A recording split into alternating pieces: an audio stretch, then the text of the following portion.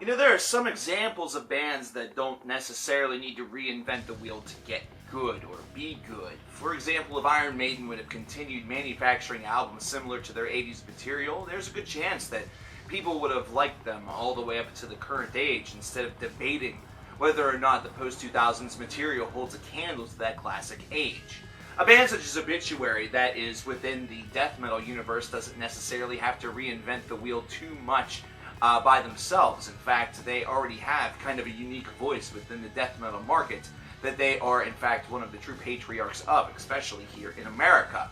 And here in 2017, their brand new self-titled album kind of displays this in a very nice way. A couple of years ago, we talked about one of their newer albums, and we're really surprised by the amount of groove that they were able to inject into it. And once again here in 2017 with the self-titled album, with this 11-track affair, that groove certainly seems to be in there.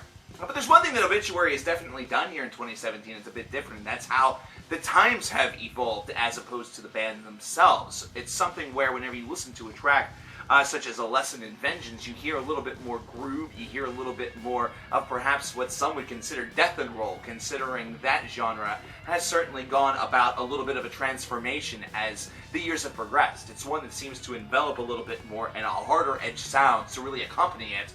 It's something where Obituary at times can feel like on this album that they are starting to embrace that. Either that or some of their natural songwriting prowess has always leaned a little bit in that direction, but way before such an idea was even thought to be possible. And this is something that really showcases itself pretty brilliantly throughout the first half of this disc. It's one that has a lot of that charm of old school Obituary death metal, with tracks such as Sentence Day, Either That or End It Now really having a lot to offer. But the shredding is really where the power is. Even though these tracks are only barely making the 2.5-minute mark, really pushing the boundaries of 3 to 4 at the very maximum, these are all songs that feel like they have a strong sense of presence. They have a strong sense of themselves, and they pack a lot into these very short run times.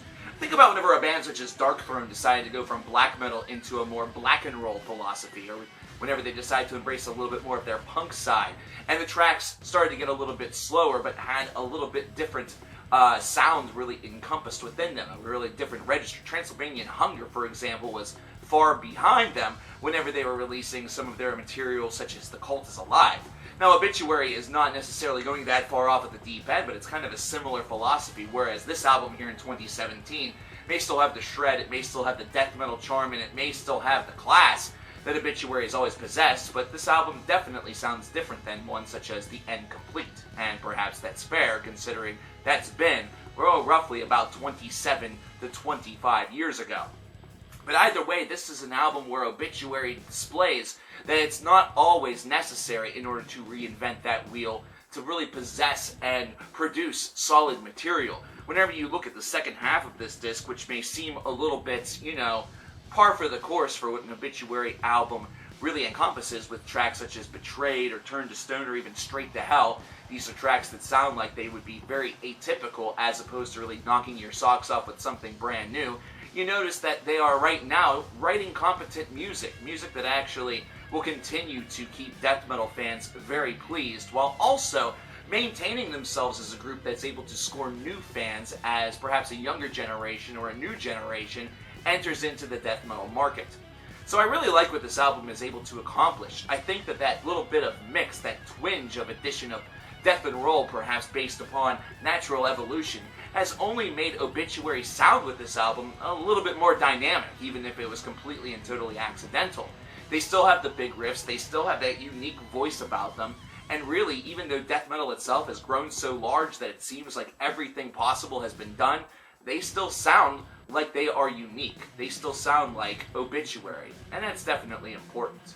This is an album that's not going to knock your socks off. It's not one that's going to really be the album of the year or even score higher death metal album points than a band such as Immolation with their brand new release. But instead, this is one that maintains that competency, maintains the one thing that Obituary really needs at this point in their career. And for that, it's a 20 out of 30 album.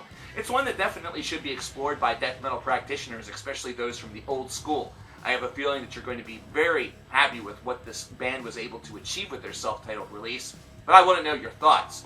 So definitely let me know in the comments below what you think about Obituary, the self-titled release here in 2017 by the band of the same name, Let me know in the comments below, and I am Cover Killer Nation.